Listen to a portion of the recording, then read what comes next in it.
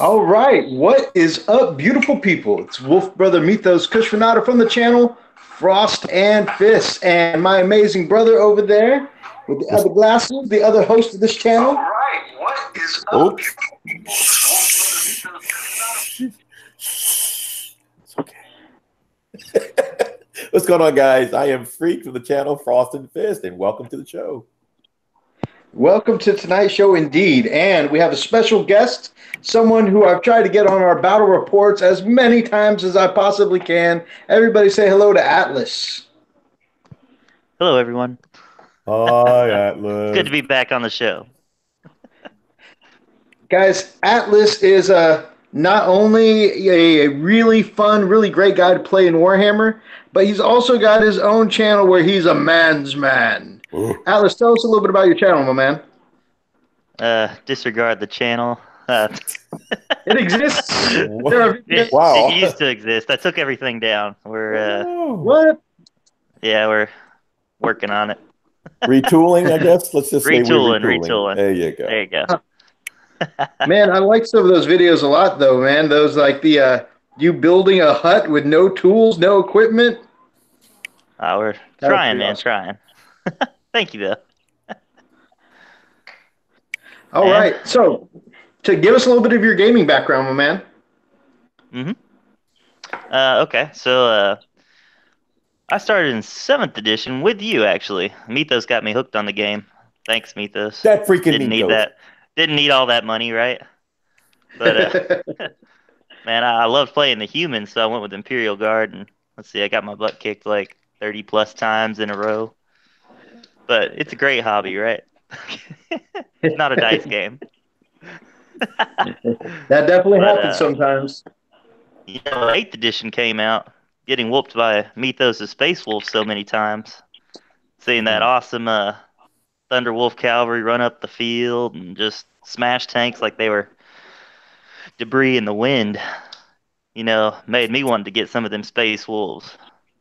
Freak was saying, coming out of the closet about it. So, yeah, man, 8th edition, I hooked up immediately with those Space Wolves. But and man, you really we're going to talk about this later in the show, but you really most people rejected the way that Space Wolves played in the Index, and you really embraced that, you know. And actually, you had a whole play style based on that Index style that people honestly were not too thrilled to go up against in early 8th edition too. People were like, "Man, I'm going to go up against Atlas and get my butt whooped," and that seemed pretty cool. Yeah, well, let me tell you, it was the Index. I really enjoyed it. I was certainly not winning every game. You know, it was like 50-50 though. But it was definitely a very different play style from what I've seen you play in 7th edition. So absolutely, it was different, very different. But yeah, just adjust fire and keep rolling, right? That's I know right. You had to adjust with your wolves there for a while and actually gain some more shooting at the beginning of 8th edition, didn't you? Mm-hmm. And actually, I'm about to go pretty shoot heavy in tomorrow's game against the Freakaliciousness. In fact, I think I brought one whole Malay squad with me. Just one? Just one. Oh my goodness. Yeah, that's serious adjust fire. We're pretty much close to the same. We were comparing our lists with each other, and we noticed that, wow, wait a minute, these lists kind of seem a little similar. You know? Yeah, they look really similar. Yeah. Just to give you a little bit of the chat, Thomas says 3 wolves. You, me, and Freak all play wolves, kind of, sort of, at the moment. We'll talk a little bit more about that later. He says 3 wolves walk into the bar. All the Dark Angels run away. That's awesome. Our buddy Tim Moat, known as Running Bear, says the bar would close down, nothing left to sell. Oh my God. Ow. I just got a mortal wound from Lord 17C. First, Thomas says, love your conversions. Running Bear says, let the route spread more wolves into the more wolves, the better. Lord 17C says, one Malay squad? What, you playing Tau? Oh. Wow. That's How does that feel? That cuts That deep. hurts. That hurts. Wow. I mean, it's for the greater good, Methos. Wow. Hey, you shut your mouth. Sorry, guys. I'm also a Tau We player. had one rule. We had one rule when you come on this show. We don't talk about your Tau army. Right? How much they Let have me tell y'all, destroyed us. there's a meme of gosh, what was that called? Where he's jumping out the window. I think every time I talk about Tau, we look around for Mm-hmm. Methos and he's gone. Yep. That's that Scott Pilgrim versus the world. Yes, Anybody want to that's play it. my Tau? Right up the window. It is so true.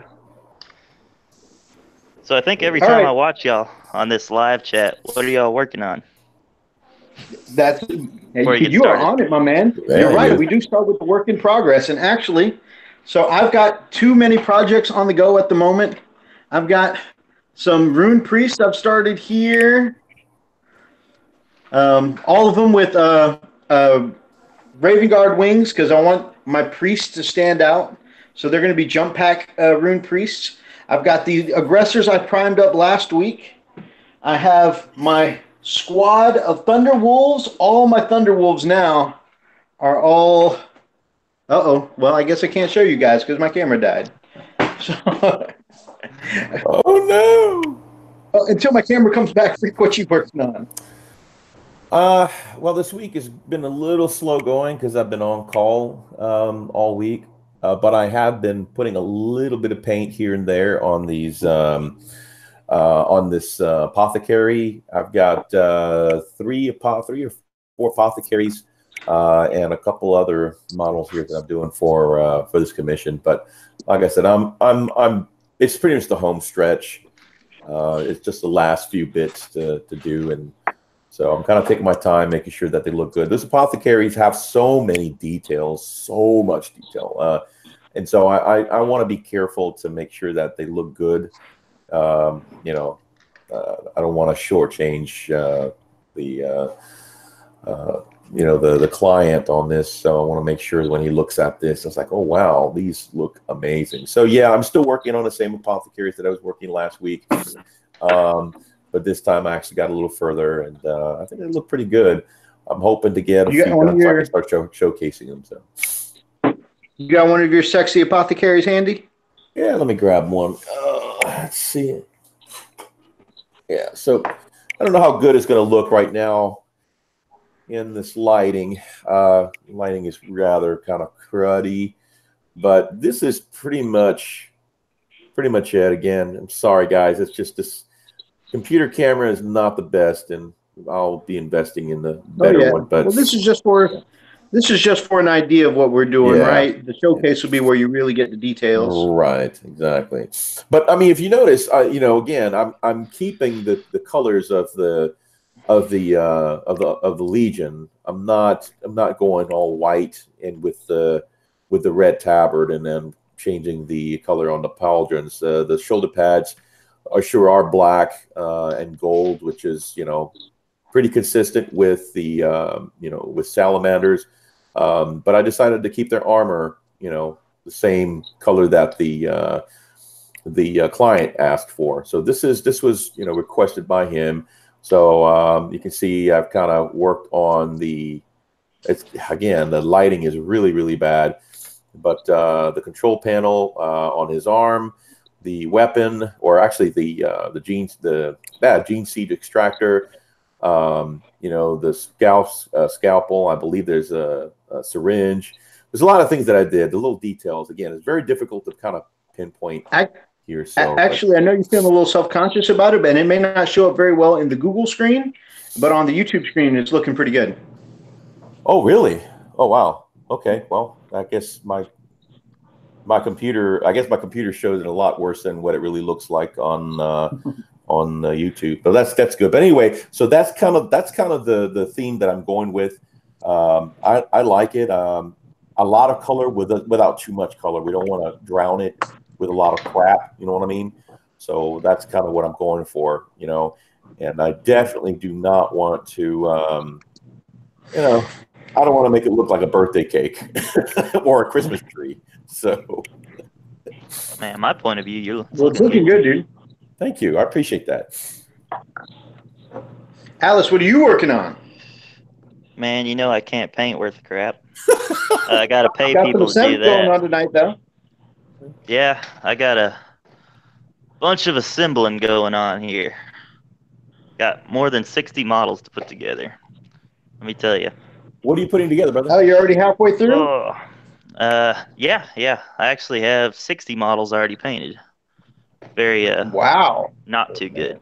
What do you- minimum 3 colors. What are the models? I guess kind of. Chaos Cultist. Mm. Got 120 going in this experiment army. I can't. It's an experiment army. Experiment army. We'll see how it goes. You want to tell the viewers what your experiment is?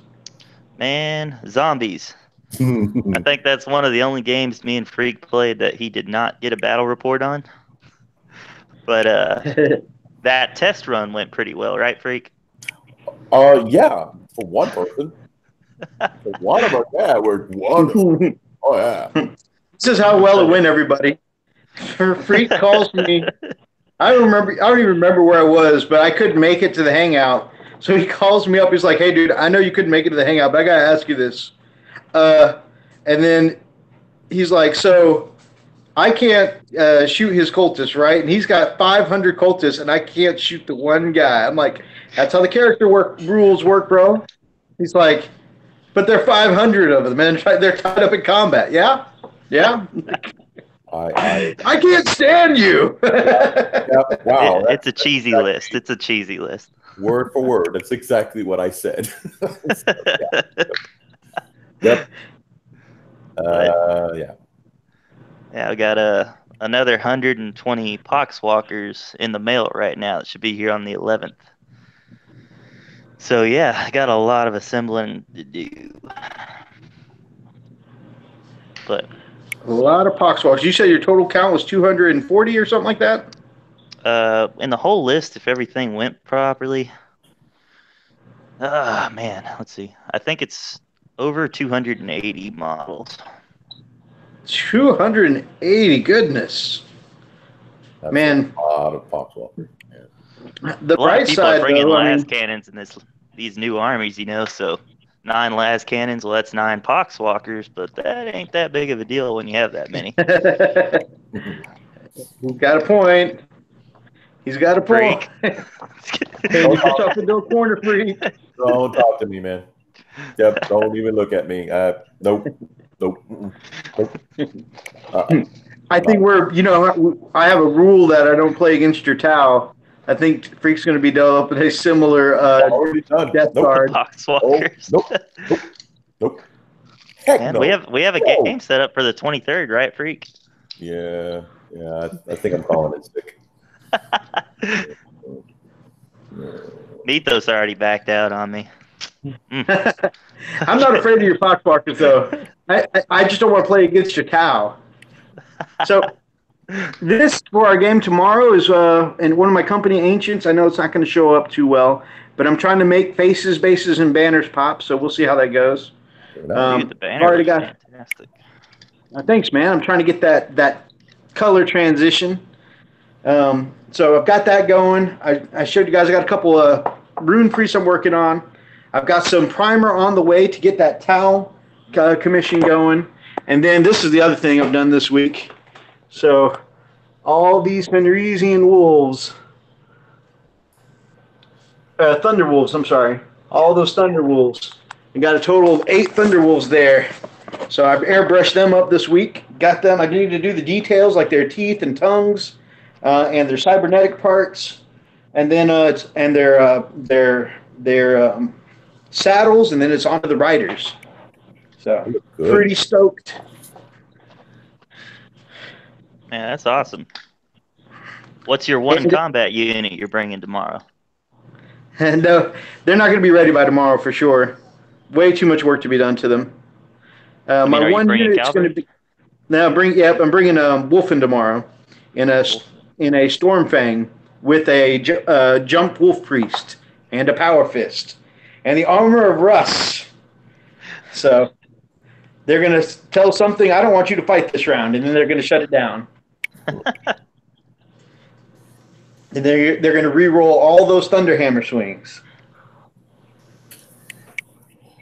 So there's a reason why I'm taking so many Thunderhammers and so many, such a shooting-heavy list. Last is a night versus night game. Our first one. Freak and I finished up our nights about 3 weeks ago. Actually, we finished our nights the same weekend, with the exception of he helped me touch up the lava a little bit the following weekend. But aside from that, we finished up at the same time, and now we are ready to get our first game in with the night. So it's going to be pretty epic. In fact, let us know in the comments down below, knowing nothing about our list tomorrow, just going into it. You've seen his night, you've seen my night. Let us know down in the comments below who you think, which night will come out on top. Or, hey, heck, maybe neither of them will come out on top, because Freak's got like 13 las cannons in his list. I've got like 9 las cannons. So, I mean, the knights may just get toasted right away, and then it's back to fists versus wolves. Freak and his las cannons. Those freaking las cannons. Huh? Freaking las cannons. Yeah, I see what you did there. Yeah. So next we have our art of the week. I'm excited about this one, man. There's a lot of good stuff this week. So last week we did a Space Wolf focused one, and we've been talking a lot about Space Wolves lately. While you pull that up, I want to take a look at the comments. 100 Lord 17C says 120 models is not an experiment. That's true. At 120 models, that's a commitment, sir. Yeah. I agree. That's not very PC, Thomas. He says lots of cheese, 1 cracker. Lars says, hey guys, what up, brother Lars? Man, it is good to see you. Lars is one of our brothers from our friendly local gaming store, back when we actually used to frequent a friendly local gaming store. And he is our specialist on Orcs and Sisters of Battle. Commander Kuja in the chat, the Nerd Life, man, the man who's built most of my the Nerd Life and chat. The legend all together, all in one. Holy cow. Kuja says, have a great time tomorrow. Appreciate it, man. Thomas says, stay up all night and paint. Sleep is for the weak, saying that my Thunderwolves won't be ready for tomorrow. Kuja says he tries not to be one-sided, but he thinks the Wolf Knight would win. And Thomas says Wolfen can eat knights. That's why I'm taking 4 of those babies with Thunderhammers and 1 with the biggest axe he could find. Yeah, that's why I'm taking Hellblasters. When he can't fit a las cannon, he puts a Hellblaster. And it was funny because when we put our list together, we made sure we didn't know what we were taking.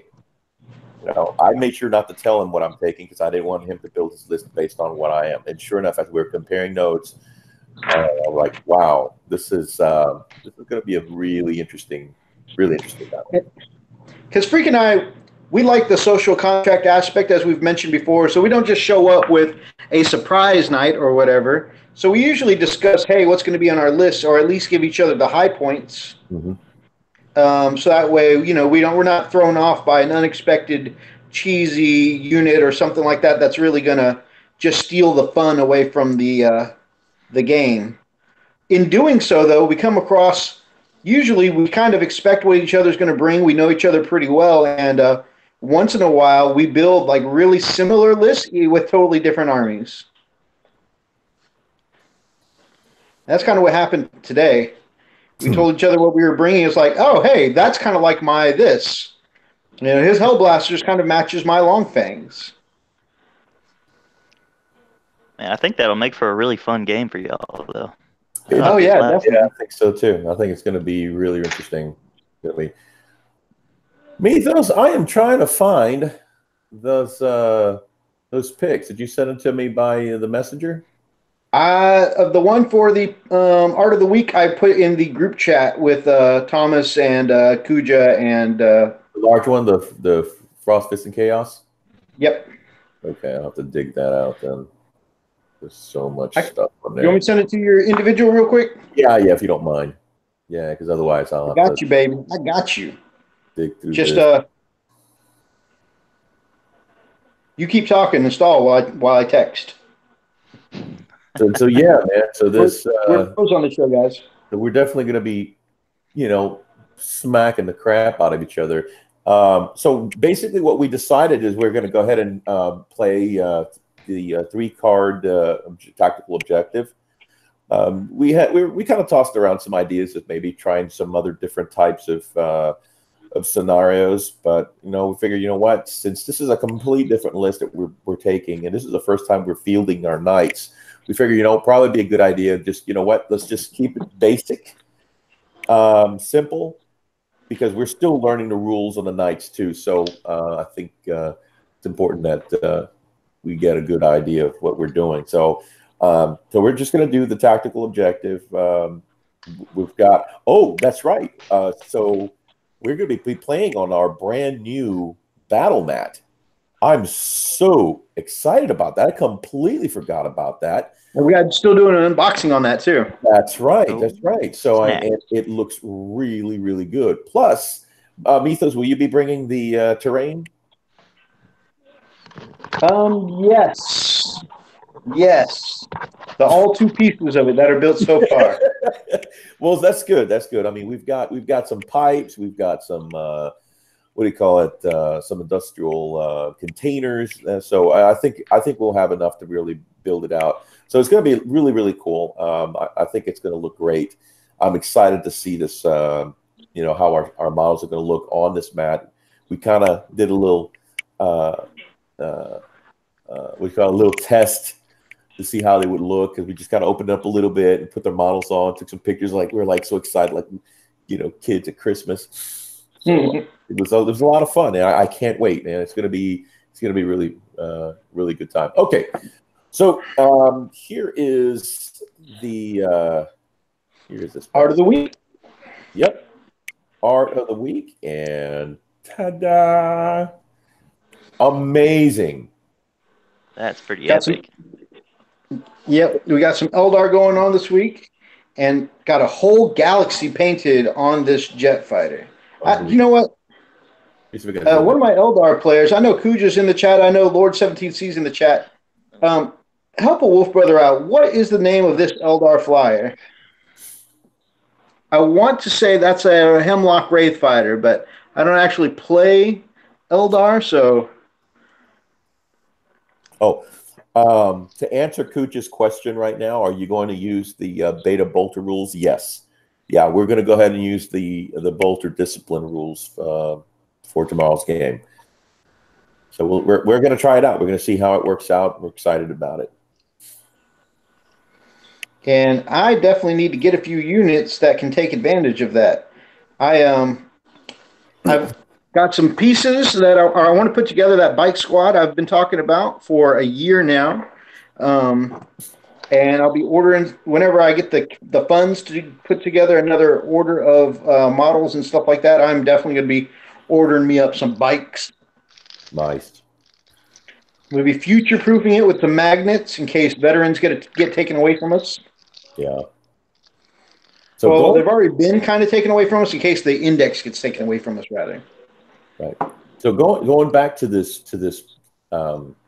artwork, I mean, okay, first of all, this was really ingenious how he just did this, okay? I mean, basically he painted an entire galaxy or galaxies, the whole universe. It's amazing. I mean, gorgeous work. I mean, a lot of it you can see has been airbrushed, a lot of highlights. I love the different transitions with the purples and blues and just. Right. Even though there's a lot of different colors airbrushed onto it, you don't lose the feel of the blackness of space. Even though the blackness really takes up a small amount of the room there, you still get the feeling of that blackness of space. And then the other colors are the swirling colors of the galaxy. It's a fantastic job. Yep. Yeah, he did great. It almost looks like he has LED lights running through it with how just spot on it is. Yeah, it's pretty amazing. really excellent OSL lighting. Um, yeah, I have another one that I found that I thought it was really good. I really like how this other artwork turned out. So if you guys don't mind, I'd like to switch to it. Let's see here. Bear with me, y'all.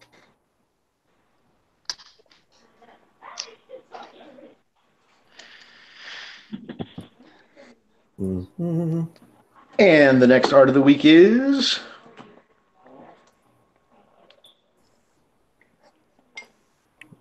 ta-da! So yeah, indeed.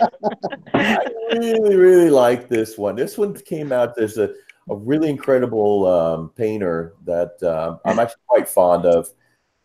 Just smashed it with his airbrush. I mean, this guy has been an up and comer for the last 2 years, just destroying it with the airbrush. Gorgeous work. Excellent OSL lighting. Excellent paint work. Very clean detail work. Love the gems. If you guys can kind of see that. Let's see here. Paint work. The conversions look amazing too. The conversions look amazing. I mean, it is an amazing looking model. Look at the heat effects here. We don't know who this is yet, so don't worry about what it says up here. No, no. And look at this, guys. This is that guy's work looks familiar.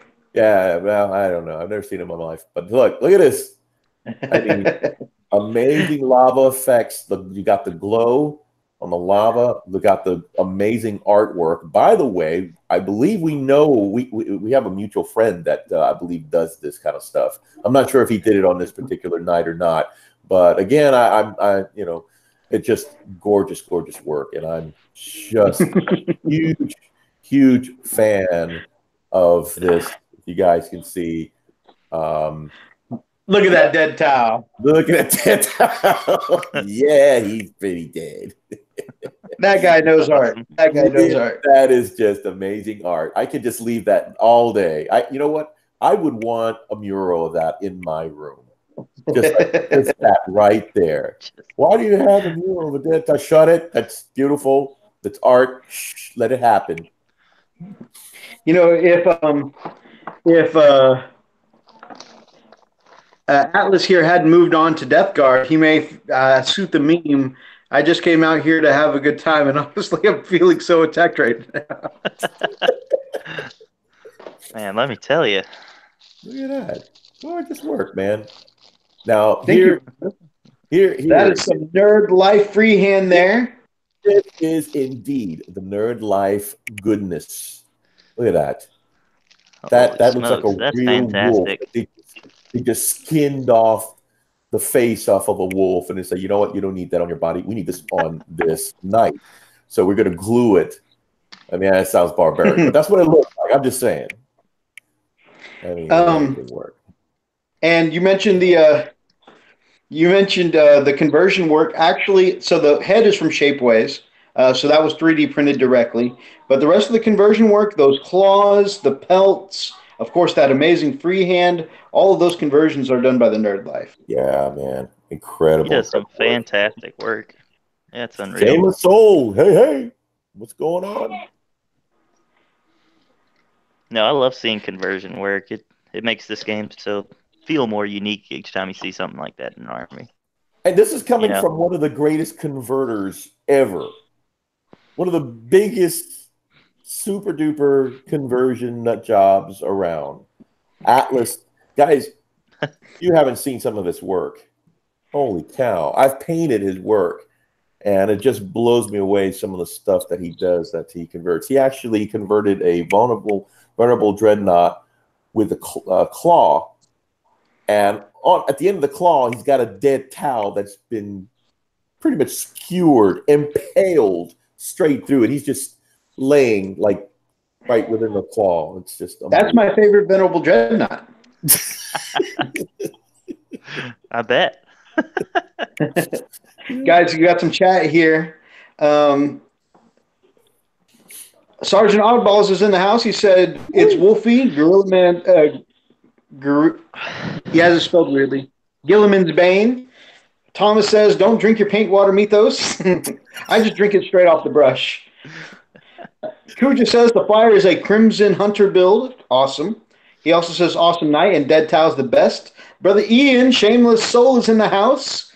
And he says, hey, hey. Lars says, very cool, especially like the head and claw. Thank you, brother.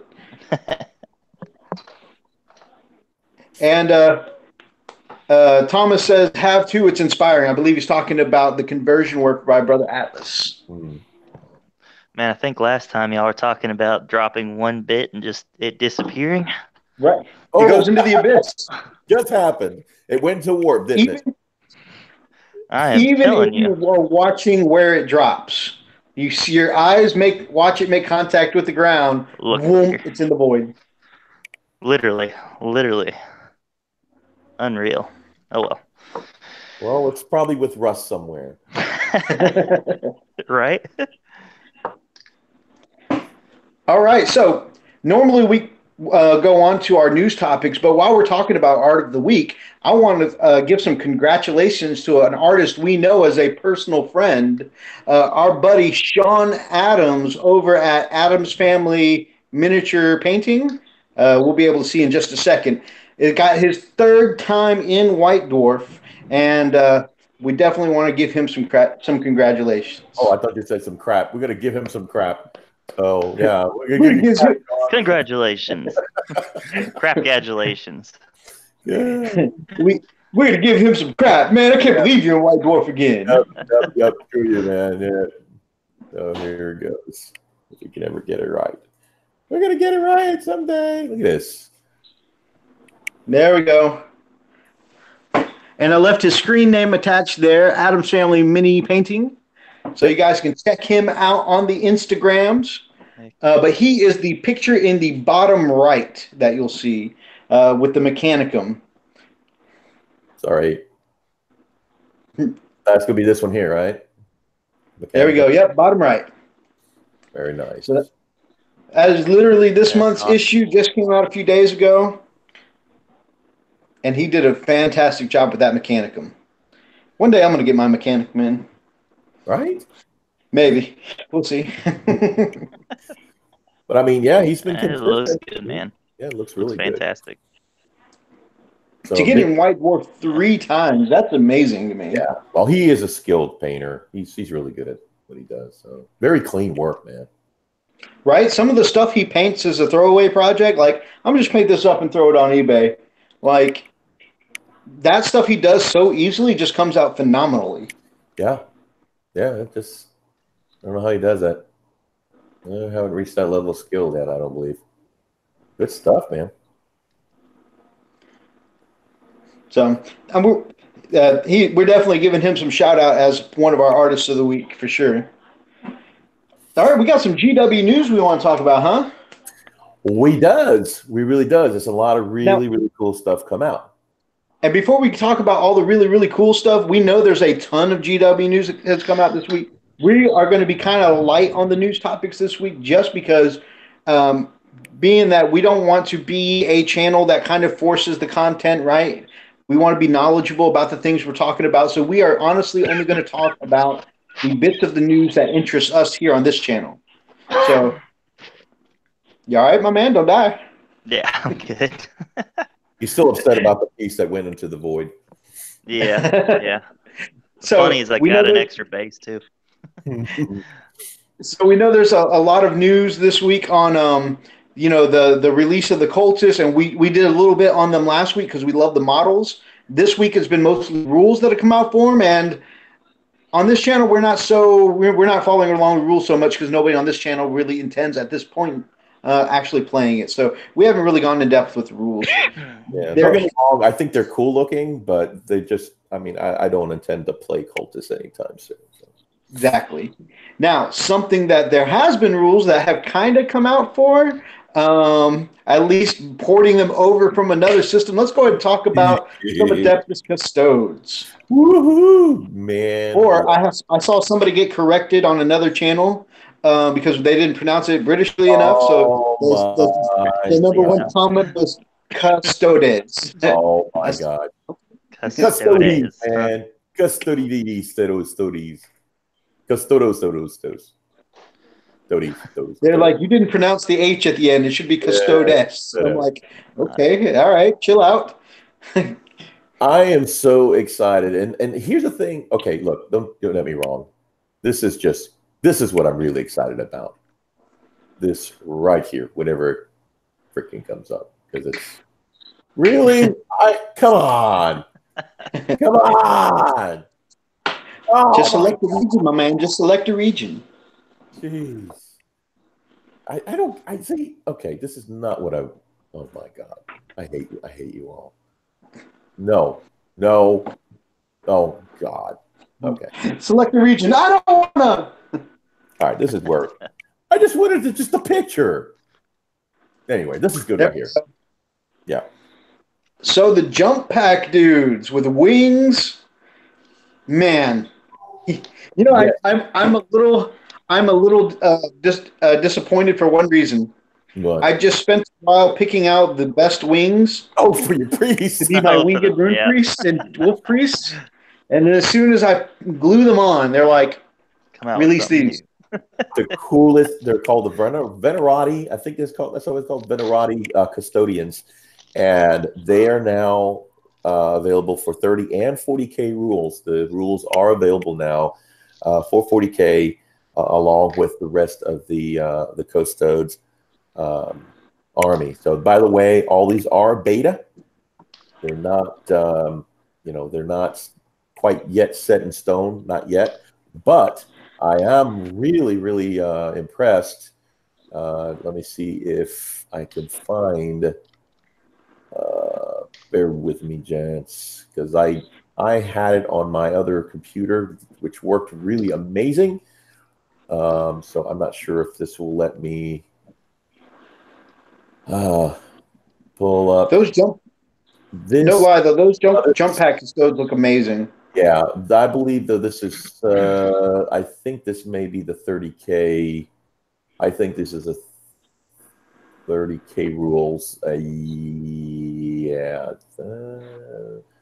Let's go. They kind of look like the regular. Well, you'll know if Toughness they're 5 is pretty. Yeah. Well, This looks being that has an initiative value there, that is definitely 30K. okay. Yeah. We ditched our initiative values. Yeah. Let me find. Let's see. But Initial anyway, impressions of the model looks wonderful. Oh yeah, absolutely. I love the way this model looks. The jump packs themselves look amazing. The little masks on the faces I think look awesome. The weapon loadout's very cool. It's just absolutely phenomenal sculpts. And I have had the custodies from the Burning of Prospero sitting here on the sprue since the day that box came out. I bought it at 12 midnight. As soon as the bell struck midnight, my copy was in my hands.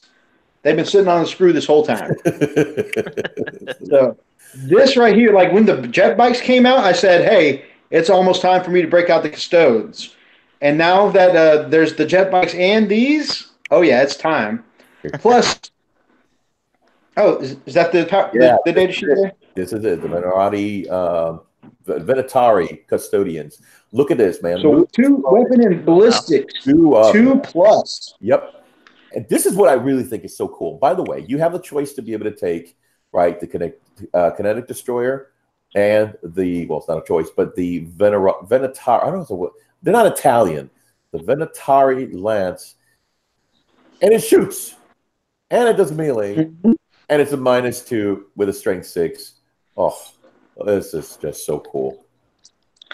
And I don't think there are many Imperial weapons that do this. The Minotaurs guy, and Kami is the chaplain. I don't remember the chapter master, but the Minotaurs guy, he has a spear you can throw. But other than that, I mean, that's usually like an Eldar thing with their singing spears and stuff like that. So that's a mechanic we don't usually get to see very much. Yeah, and you're right. It is high Gothic Latin, if you would. Yeah, freaking Ian. What I thought was more interesting was the buckler has an attack line. Yep. Yeah, Uh, it really does. I tell you, this. I don't think they've given us like a shield bash, right, with the Space Wolves. Oh no, you no. Let me rephrase that. That it's not that they haven't given us one, and it's funny because Thomas just said no higher sodium levels tonight. Okay, so we used to have one. Okay, Shield Bash from the Arjax Shield Brothers in seventh edition. It was one of my favorite moves ever, and I kept waiting. I was actually very patient. Okay, whenever they released our index, I said, "Well, nobody's got Shield Bash at the moment, but that's a special ability." And then I saw that when the Space Marine Codex came out, I saw stratagems of the way they work. I said, there are some special abilities. And I said, don't worry, I'm going to be patient because I think when we finally get our Codex, we'll get Shield Bash back. It was literally my favorite ability in 7th edition. Like And then our Codex came out, and I said, where the hell is Shield Bash? like Where the hell is my Shield Bash? Anyways, not that I'm getting salty, but I'm jealous. I wish we had that. Thanks, Thomas. It makes more sense to, shield bash with a tiny hand shield than an actual shield, right? It makes more sense that way. Oh man. But anyway, so the beta rules are out for the Custodes for 40K, and yeah, and we'll be able to port over all of our 30K units to 40K. So that's going to be really awesome. exactly. If you go back up to that whole battle scene, you will get the Telemon Dread. We'll get their hover tank. We're going to get all those. We'll get all the really cool stuff that has been there for 30K. We're going to get for 40K now, which is going to be amazing. Oh man, it's really exciting. I mean, these are I really do like these models. Brother Thomas says they come with the unfortunately they come with the crappy Interceptor flight stands or Inceptor flight stands. That's what Ian says. I asked about that. Wasn't sure how they were going to come in. So something I saw another channel do, and I wish I could remember who it was so I could give them a shout out. But they had something called the Magnet Baron has a set for the Inceptors where it's like a ball joint that goes on the end of the Inceptor flight stands, and actually is a flight stand made so that way you can just magnetize them off and on without having them fall apart like crap. So we may want to check into that. I think I will. Yeah, that sounds really cool. Because I still need to fix my Inceptors. I mean, I don't know whose Inceptors are still perfectly attached, but the little tips broke off, and I tried drilling it out and pinning it, and it's horrible. Well, I've actually seen a demo of those magnetic flight stands being used, and they seem like they're not wobbly at all. They really seem to do the job. I'm gonna have to try. Brother Ian says they seem to have some kind of scarab imagery, which throws me off a bit. You've got a great point because I was wondering what is that look that's slightly different than the rest of the Custodes line. But you're right, something was throwing me off. Kuja says. Also, Shameless Soul says Latin. He says, sorry, High Gothic, not Latin. Commander Kuja says, flat 2 damage for shoring. I guess that may be, shooting. Nice, and D3 for melee. That's pretty nice. Lance's shooting is crazy. What is the points on that? Anybody know what the points on that shooting weapon is? I don't know. Oh, they don't usually have the points values. Sure. Yeah. Yeah, it'll probably be in the what do you call it? So Thomas says shield bash should be with storm shields in general. I like that idea. I agree. Lars says he likes the look of the Contemptor with the shield. Don't know if I'll actually get one. Me too, man. That is definitely one of the ones I want to add to my line. But you guys know, especially with my Venerables and stuff like that, this guy here, I just love the look of big robots with big ass shields ready to smite something down. So, and I mean smite as in to destroy in the name of the Emperor. I don't necessarily mean the psychic power. Heretic. But so I mean, those were some really, really two cool announcements I enjoyed. First of all, when they just showed us those brand new flying models, I was just like, "Yep, it's time to finally break my custodians out of their prison screws." And then when they said that we'd be getting 30K to 40K rules, I'm like, okay, now I've got a bunch of new toys I want. Yeah, the models look fantastic. They look wonderful. Definitely. And they're going to go well with my other Terran-based army I'm starting this year, my Sisters of Battle. I can't wait till Duncan does a painting guide for the Bloody Rose. Hmm. He needs to get on that. Somebody needs to call him.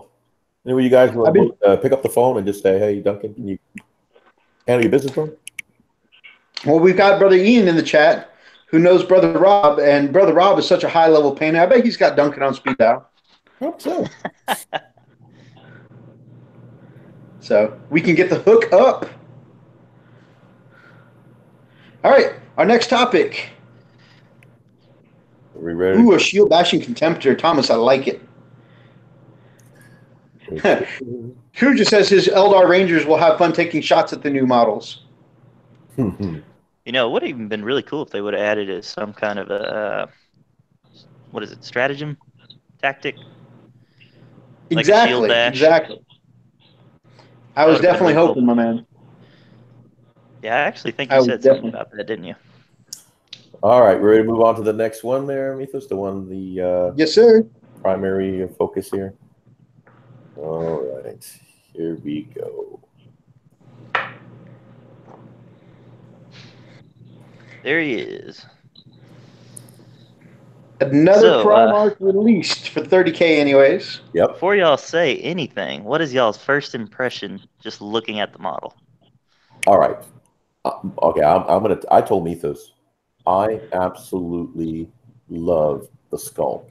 And it's definitely very, very reminiscent to Michelangelo kind of. I've seen this before. I've seen this in a mural. You know, this is very reminiscent to some paintings that are out there. It's really the angels really cool. are coming down to fight the demons. Yeah, this is so cool. The only thing that I personally, just me, and I don't think it's a deal breaker, but the only thing that I have that I just wish they would have done is reposition the rock, because it looks like the rock's up his pooper. You know, but if you zoom in, it's clearly behind him. I think that's paradigm for somebody who likes looking at butt stuff. First impression, come on, look at that. It's clearly behind him. Oh, come on, look. I'm looking. Just stop zooming. Wait, come on. Wait. God, you stupid computer. God, I hate you. Why am I rolling ones tonight? Ah! Let me tell you, I heard some rumors on that there was like another model that was going to come out that would make like a full scene, you know? Kind of make the model make more sense. They've done that with a few of them so far, like Magnus and Russ's. Right. One goes together in a diorama. And if they put the rock there for that reason, it looks okay, in my opinion. But what I saw with what is the female angel? What is her name? Celeste? Celestine. There you go. You know, they did so well on the kind of hiding the way her base touches. Yeah, exactly. That doesn't make sense with the big rock. No, that's my point. Look at this. It looks like they gave up on it, you know? Right. Let's just okay, first of all, that would have been a difficult logic. Let's just say that logistically to fly over that, you know, and I don't know if he's landing or taking off or hovering, but that being right there could be very the way he has like his Super Saiyan hair going right now. I'm assuming he's flying straight down. Okay, so you're right. It kind of looks like he would have hit the rock. Yeah, the way he's coming in. Not ideal. It's not ideal. Again, not a deal breaker. I don't believe it's not a deal breaker. I love it. I love everything about that model. It's gorgeous, man. It is sanguineous. And honestly, that's easily fixable with some of those clear rods like we were talking about with the Magnet Baron just a minute ago. Just get some flight stands, and that one, you know, get something clear, and people can have it, you know, just swooping down. Right. Do you have anything on the chat? What does anyone else say? I'm just about to, before we moved on to there, Ian says he's still getting his Death Guard pieces together, almost has his 2K tournament list together, and then he should have a standard list too. Nice. Running Bear said he had to get pizza at the door, and then as soon as we popped up, and this goes on to our main topic. So as soon as we popped up the picture of Sanguinius, Ian goes, boo. Lars says he's not going to change his paint scheme, but he's probably going to run Bloody Rose quite a bit too. Nice. And then he goes, we're going back to Sanguinius. Thomas goes, it's awkward, anally awkward. I mean, I don't know how people keep saying that. And, I don't understand. Like, to me, it's very clearly behind him. I don't know how you got everybody I see who has that same complaint must have massive D's who feel like they can just swoop in from like 2 feet behind somebody and still get full. Anyways. And then demonetized. Guys. The rock almost looks like it's like a tentacle curling around it. Just to give you guys an update, I believe that we've just had all the money taken away from this show. Wait a minute. There was no money coming to the show. Never mind. Yeah, no, we're safe. We don't get crap for this. Oh, my gosh. We're probably losing by the minute. Kuja says it'll be nice for a conversion. Dude, if you take this angel and put any of that heretical bullshit Dark Angels on Sanguinius, we're going to have words. That's awesome. I would honestly, no, Methos, seriously. I would not change anything. I would not. I'm serious. I'm dead serious. Again, it's not a showstopper for me. It really is. It's not a deal breaker. I love exactly. It's just okay. Like I said, it was my first impressions, first look. I was like, okay, that rock could have been in a better place, but overall, right. Okay, this is what I love about this. Look at this. Okay, I mean, it's like God, it just that rock is in a bad place. It is in a bad place. Let me catch up on the chat, and then we'll talk a little more about the model. Yeah. Ian says, St. George, Archangel Michael pose. I just dislike it so much. Yeah. Understandable. They were going for classical artwork, like Renaissance style, and if you didn't like the Renaissance artwork that it's designed after, you probably weren't going to like it. And then Lars says he likes the model well enough, but he doesn't have any particular attachment to the Blood Angels. That's kind of where I am. Thomas says, agreed, Atlas. We've made so many points then, I'm not really sure. Super Saiyan hair is what Ian says. Everybody says that looks like Goku's Super Saiyan hair. Archer's in the chat. What up, brother? Have you seen the special edition one that had a different head and spear? I have not seen that one, but we have, to go along with this chat, though, we have some of the third-party Sanguiniuses that we're going to take a look at, where some of the people were saying they like some of the third-party stuff better. Mm-hmm. And Commander Kuja says, challenge accepted. I need my Primarch, and I can use this as no, I don't mean I'm going to kick your ass on the battlefield. I mean, we're going to have fisticuffs if you put some radical bullshit. Yeah, I'll be trying to keep Methos from boarding the plane. Yeah, that they will not. Yeah. Let's see. Shameless Soul says, what is this? What's with the snow leopard pelt? Snow leopard pelt. Oh yeah, there's a little snow leopard pelt by his shoulder. Yep. I must not be up to that in the book yet. I'm actually reading Fear to Tread right now with Sanguinius, so I'm really pumped about this. And I haven't heard anything about the pelt yet either. Okay, I've only trademark pelt Sanguinius wore in most art. Okay. Thanks for the knowledge there, Thomas. I've never noticed that before. Archer said it was previewed at the Weekender. So apparently you'll be able to get a version of the sculpt with a helmeted head and a spear. That's pretty awesome. That is neat. Lars says, I think it's better than another just standing there, huzzah, here's my sword pose. That's some of the Primarchs. Completely agree, Lars. Completely. That's going kind of into our main topic. So we've got Sanguinius here, and our first impression. Let's talk about what our impressions of the model before we go into the topic. And now that we've got the butt plug out of the way, let's talk about what else we like or dislike about the model.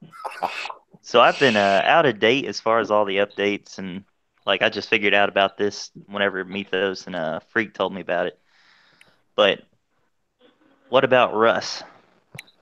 I know, right? The first thing that came to my mind whenever I heard this. Russ? But this is a 30K Primarch, and we have a 30K Russ, honestly. A 30K Russ. I don't care Yeah, this about a is a 30K Russ. I want a 40K well. Russ. I know. I'm just saying, like, apples to apples, oranges to oranges, right? Yeah. This is their 30K Primark. So, Yeah, I hear you. That makes sense, I guess. But but the yeah, models, definitely, yeah. I'm definitely wanting a 40K Russ for sure.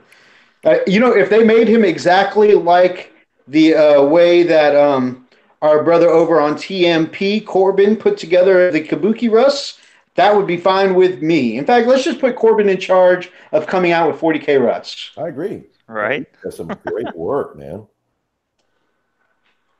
By the Yeah, way, the definitely go check out the channel TMP and take a look at what Brother Corbin did for Brother Rob over there. So, Freak, what do you think about this model? I love it, man. I really do. I like it.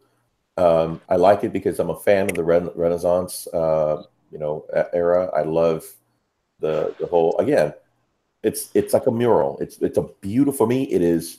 It's eye appealing. It's eye candy, and I love it. I'm not going to go out and buy it and collect it. My whole point is that I think I like it. It's very very good at the description of the actual Primark. I agree. And do I play Blood Angels? No. Might I get this? Maybe. So I love it. I love the Super Saiyan hair, honestly, because it gives me a good feeling of movement. It looks like he's swooping down from above. Even though main man in Dragon Age says, Alistair says swooping is bad. In this case, though, I think for Sanguinius, swooping looks pretty awesome. I love the movement in the hair. I love the movement in the wings. Look how damn detailed those wings are. If you zoom in, yeah. you'll be able to see like it is not just flat feathers, lined up row by row. I mean, there is texture and detail in every feather, and that to me is freaking amazing. This is a dynamic pose. It's a dynamic pose. It's Very even the way he's holding the sword feels dynamic to me because it has to me the feel that like a lancer or dragoon in Final Fantasy leaping onto their victim, right, and plunging in their weapon. That's the feel that sword gives me. So I really love it. Yeah, the wings and the sword look absolutely fantastic. It's unreal. And then Do we know what size base the model's on? By chance? mm, no. I Because don't, and I have my base for my 30K Russ around somewhere, so I would imagine it's similar. But off the top of my head, I don't remember what size it is. so let me tell you, it Uh, gives off a kind of Mortarian feel, how big the oh yeah, wingspan definitely. is. I'm pretty sure they're smaller though, because the 30K Primarchs tend to be smaller. Mm. Oh, right. I mean, Um, Gilliman was much smaller. right. Well, Gilliman was much smaller, but then 30K Gilliman's 30K Primarch model is literally the size of a Terminator model. So Hmm. it's much smaller. Kuja says it's a nice model. I just have no love for the Blood Angels. Uh, Thomas says truth. Ian says geological hentai Saiyan Primarch. That's why we can't have nice things. I don't know. Hentai sometimes makes things better. Anyways, did I say that? um, Tim says, sorry, been working on a list to share with y'all. I think that this could be a very powerful Space Wolf list with a small group. Just send it to you, Methos. Awesome. That's probably what that beep was. Archer says, I hate to say it, but I'm of the opinion the War Games exclusive and Kabuki did it better, right? We're going to take a look at that. A lot of people have that opinion. Tim says, 4 characters with twin link las cannons that hit on 2+ seems good to me. It's nice. And then Thomas says 40 mil, I think. That's probably the base size, 40 mil. So that's pretty Okay, awesome. yeah. All right, so moving on. So unfortunately, we have had a pretty healthy discussion at the moment. I like it. I don't like it, right? And I think having a healthy discussion is good.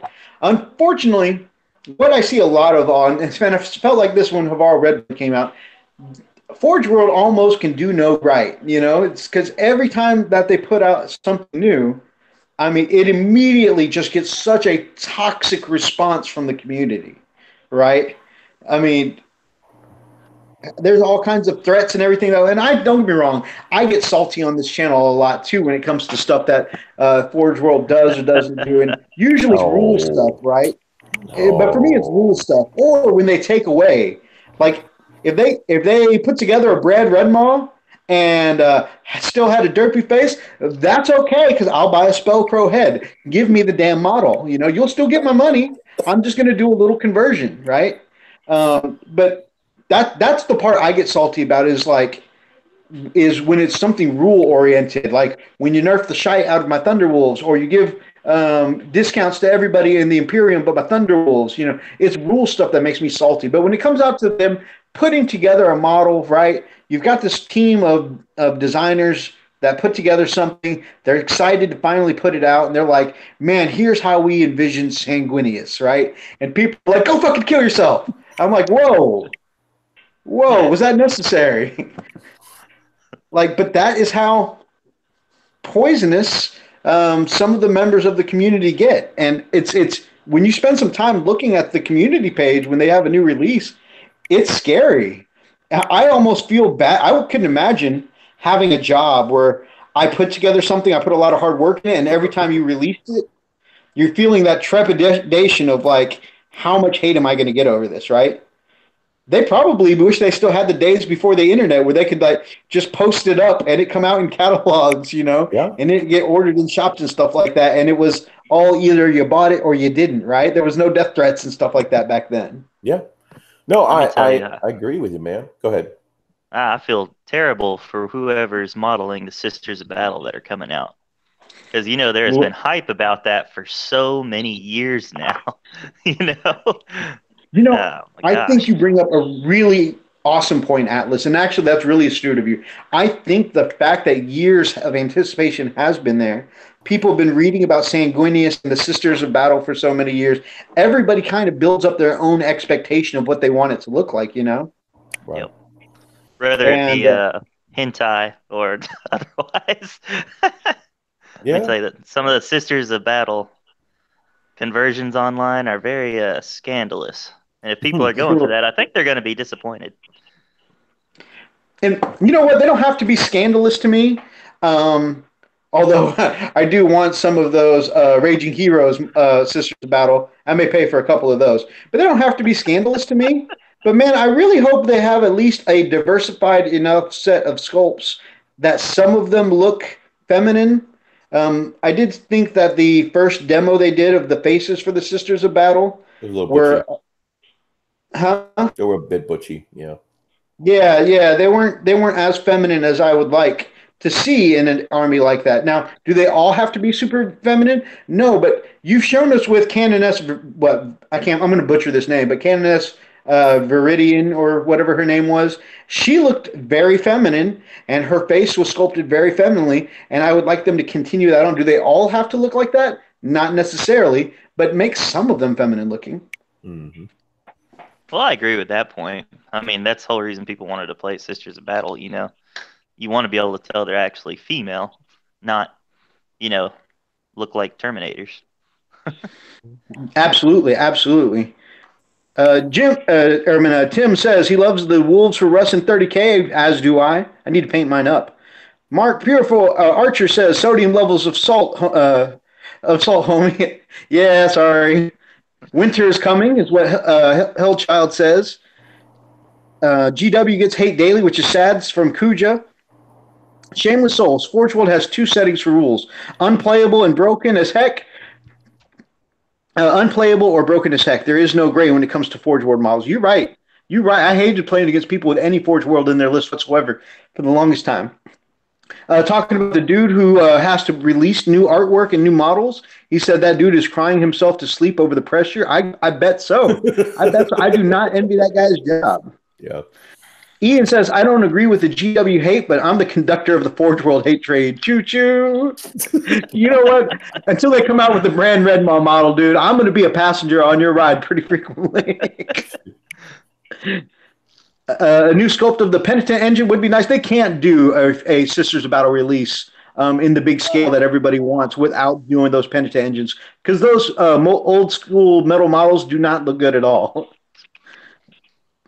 Um, Ian says, Commander Kuja, I love the Pennant Engineer. Would love to see an updated scope. Right, they're bad as hell on the field, right? That freaking, I mean, better than Dreadnought damage and being able to fight twice in the same. Oh, so good. It's so good. Lars there in the chat has kicked my ass with those penitent engines. And I'm talking about stuff of that were like my main guys, like my Wolfen, my Cavalry, my Wolf Lords. Those things just chewed their lunch up. Commander Kuja says, yeah, and maybe it would be nice to have a shooting variety for them. A shooting variety, or them a nice. I can't get that, but he said something. We need subtitles for the subtitles. But yeah, so definitely. He says his current list runs 6 penitent engines. We need to hook this dude up with glass. Oh gosh, yeah. Anyways, yeah, basically, right, so, says, yeah, maybe it would be nice to have a shooting variety for them for a nice difference. But isn't that what Sisters of Battle do? What? Yeah. Maybe for specifically the penitent engines. Yeah. I don't know, man. You build them to do a job. Anyways, continuing on though, like, yeah, the GW hate is definitely GW Forge World, different branches of almost the same company, right? They definitely get a little more hate than I feel they need for these releases because, I mean, stuff like, I don't know, the way I look at it is, you know, at least they're listening some to the fans and stuff like that. And they used to, I mean, it could just be us not getting some of these releases we want anyways, you know? Yeah. I mean, you've been waiting freaking 15 years for a Sanguinius. Boom, you got a Sanguinius.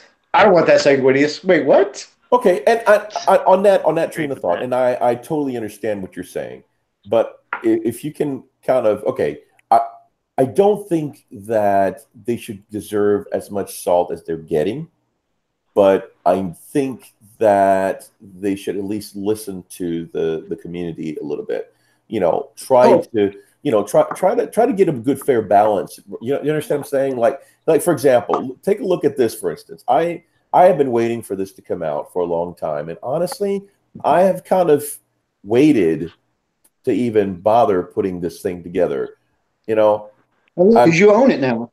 I do own it. But one of my biggest concerns is this right here. It's like, again, I love the pose. It's not an action. It's not an action pose. It looks like, okay, he just finished taking care of business, and now he's just sitting there contemplating either that or breaking wind. But in either case, he's taking care of something. You know, he's just, let me think about what I've just done. But the thing that concerns me the most is this right here, the face. I don't understand why. Do we not have someone at Forge World to proof the look? Do they not look at this and think, this doesn't look bad at all? You know, I mean, look at it. Seriously, is he looking at the tip of his nose? Is a fly there? So I agree. I definitely agree. So the pose, and everybody was like, the pose is so static, but he's the defender of Terra. So I like the "you shall not pass" kind of stance. Yeah. But you're absolutely right. The face. It's been labeled online as the face of constipation. Yes. So, but see, I'm okay with that because at least they gave us a Dorn, and if we want to do a head swap, we can totally put it. Exactly. Again, it's not a deal breaker. That's my whole point. Now, yeah, I would go back and put feedback. It's like, look, guys, the Dorn model looks great, but it honestly could use a better face / head / look / don't look like you got a poo-poo, So again, I would not throw the baby out with the bathwater. Right. To that point, we have here in the chat, and I like Ian's way of taking a look at it. You look at these 3D party companies, these third-party companies, and they release the digital sculpt of what it looks like before they even put out the model, and they take feedback and adjust it before they even go to the printer. So they end up with great sculpts that people have put their input in before the model is out, and it becomes a great sculpt. And it says, and GW ends up with dot dot dot, and he's right. I've seen it many times on like Artel W's website, Heresy Labs. They definitely put in the time to get feedback on their stuff. Guys, here's a little video of our 3D render. What do you guys think? And I think that really makes a difference. Yeah, I mean, I can understand them wanting to like hype it up, surprise at the last minute, everybody go get it. But no, you're completely right. It'd be nice for them just to be like, hey, what do y'all think about this before it happened? Of course, there's Any the other last side of minute that too, changes. though. If they release the digital ahead of time, that gives the recasters time to go ahead and start, trying to cast something, similar, or the third party Similar. guys casting something similar. And these smaller companies really don't have to worry about that as much. Like, does anybody know of somebody who specifically um, recast Kabuki or Artel W? I don't think anybody really bothers with the smaller guys. It's a true point. Spot on. Now, speaking of these third party guys, so we showed what a lot of the community doesn't like right now. Let's take a moment to move on to something that a lot of the people in the community do like, and that's some of these third parties. We have 4 or 5 different third party miniatures that people have said this is the Sanguinius I prefer. And of course, we pulled these off of some of the Facebook groups, from some of the um, uh, posts in the Warhammer community forum. Even though as soon as somebody posts up, this is the Sanguinius I like, it immediately gets taken down, of course, by the Warhammer team, which is their right. Right? They want to post their own models and stuff like that, which is cool. But so let's go back to that first one. Sure. Let's kind of chat about them and see. Okay, let me see. Make sure I got the right one. Okay, this is the first one here. All right, what do you guys think of that one? I like it. I love the wingspan. It almost looks like the first one, or the one that just came out, and he doesn't have a rock up his butt. But it's not as. I love the dynamic pose of the one that just came out. I love the drop down from the sky, attack. I agree. That dropping in from the skies is definitely, I think, the right way to go with this, and I couldn't agree more, my brother. One of the things I do really like about this one, though, is the way the pose of the wings and the sword and the shield all together gives me a very classic Seraphim vibe from like old school video games. Yep. And I really like that look. It's very, very Archangel, or if it were female, even a Valkyrie kind of feel. I like the feel to it. Again, I like the one from GW more personally, but I could see why some people have said this is my Sanguinius. Yeah, I like it. I do. Yeah. I think alternatively, if I had a choice between the two, it would definitely be a hard choice between this one and the other one, and the one that came out. Yeah, another fantastic looking model, but I can honestly, I'm going off of my phone here, so bear with me. But the wings on the other one looked way more detailed to me than this one. Agreed. But like I said, that just might be my phone. The original wings sparkle a little better, if you know what I mean. But yeah. See, I don't know. The wings look much better on the GW's version, in my opinion, and that's one of the biggest standouts to me. I agree. I agree. There's a lot more texture to the wings. There's actually, you can see feathers. Absolutely. But yeah, both models look fantastic. Shameless Soul says horse face sisters. Right, talking about we want some feminine sisters. There were definitely some that might be put, if someone were to judge in that manner, the horse category. A lot of Sarah Jessica Parker. Well, I mean, it's a dead giveaway. I mean, They contracted her out for to use her likeness for some of the Sisters of Battle, right? No? Like, can someone count this out for me, please? All right, let's move on to the next one. This one is good. I don't like it as much as the original, as the new one, but that one is good. It looks like a moth. Yeah, Yeah, the wings are definitely that's the first thing small that came to mind. for a battle angel to me. Just this looks like a moth. Mothman. Yeah, that's disappointing. It's And the Mothman. sword looks a little too fantasy, in my opinion. It's too To where short. the other two looked kind of like rapiers and looked Well, like a I think it's the angle. prestigious person. Yeah. Yeah. I don't know. Yeah, Mothman. What do you think, Yeah, Nathan? and the sword looks off to me too. It looks wide and squat in his hands. The whole thing just looks for me. Yeah, at first glance, I think, okay, is it because of the angle? Maybe it's the angle, but no, it just doesn't fit. There's something not right with it. Well, I If think it the does other not two fit, are you must literally switch. like almost like rapier handles. They went and covered his hand. This one looks, like I said, very flary, very fast, like showy, I guess. Yeah, so definitely. Was that the one that's Scribbor? I can't see the bottom right corner. It's a looser studios blog split. Hold Okay. on. Yeah. I do like the monster's head that he's on. That's pretty cool. Oh yeah. Again, it is dynamic. It's an attack sequence of that attack scene. I know. I mean, I like that. I like the. Okay, here's the thing. I really would have loved to see Dorn on an attack, a dynamic, Diron, but it's okay. Just wish he wouldn't be looking so intense, at his nose. Right. Okay, moving along. I can't even.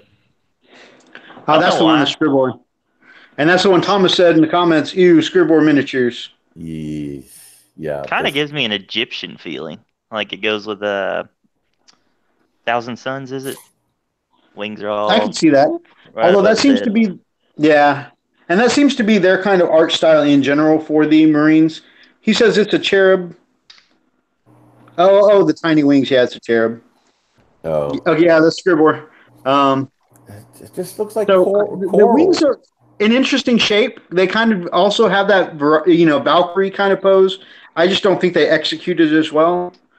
I like a lot of Scribbor things. I'd like to get some Thunder Bears for, one of my bros. But in this particular case, Thomas says they sculpted it in crayon. Yes, they did. I mean, really, it honestly. Okay, let's okay. Removing the model itself, if you look at the wings, you scrutinize the wings themselves. Okay, if you look, they're not in uniform. They don't look like they belong on any kind of bird, let alone. And they're a little too symmetrical, honestly. Like, agreed. They look rigid and like they don't function. Right. Yeah, like he's just running around with a cardboard pair of wings in the back. Which is great if he's which is great if he's cosplaying as Sanguinius, but I don't think that's what they were going for. What's going on in his left hand? I really can't see it. It's a head of something that he killed. So he's holding up a head that he just chopped off. Looks like. Oh, okay, yeah, that's what he's doing. Got like a little demon head. Yeah. But I mean, seriously, he looks like he's got a coral reef in his back. I can totally see that too. Yeah, but that's one of the ones that some people say that they prefer over the new model, and I definitely don't agree on this one. The last two, this one and the one before, I definitely don't agree. That first one I think could give it a run for its money. This one I think could give it a run for its money. Yeah, this one is pretty awesome. Now this is a drawing, right? Because this is a drawing. This isn't real. There's a base to it. Well, it looks like it's been drawn. I don't know. So honestly, to me, the base on this one almost looks like it came from the third one. That one. Yeah. It almost looks exactly the same, and even his position and stance is the exact same. Yeah. All the change was the wings. Right. Yeah. So it looks like it's a concept. It's an artist's concept or edition because that's what it is. Because you can see it really close. And it looks better. Yes, but I still wouldn't compare it to the first and second one. No, no. You know, I do like that. This is nice, and nope, not that one. And this is nice. Again. So and this is kind of why I wanted to do this. I wanted us to have an objective look at the models, and the ones that some people were like, "This is my Sanguinius, and I like it better." But we've just looked at the ones that most people quote as being the better ones, and honestly, I can't honestly say that any of those are better than what Forge World just put out. no, I definitely can't either. You know what I feel?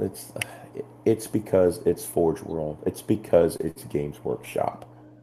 You know, for no other reason that it's Games Workshop. Because we've seen the difference in all of these different sculpts, right? Some are okay, others not so okay.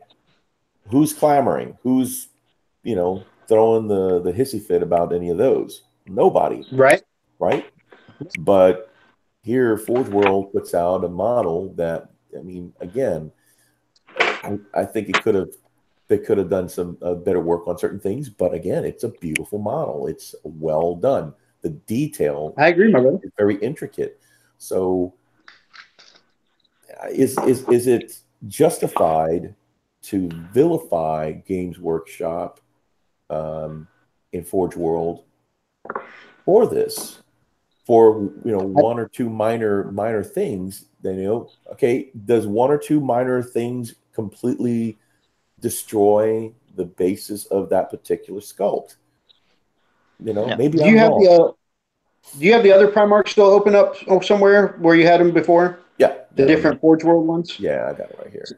There it is. So I agree. And taking to your point there, one of the things people kept saying is, man, I've waited 10 years for Sanguinius, and look at this low quality bullcrap that they're putting out. But if you look at what the 30K Forge World Primarchs are, they come from a long line of just getting better all the time. Sure. Look at one of the earlier ones like Rabute Gilliman.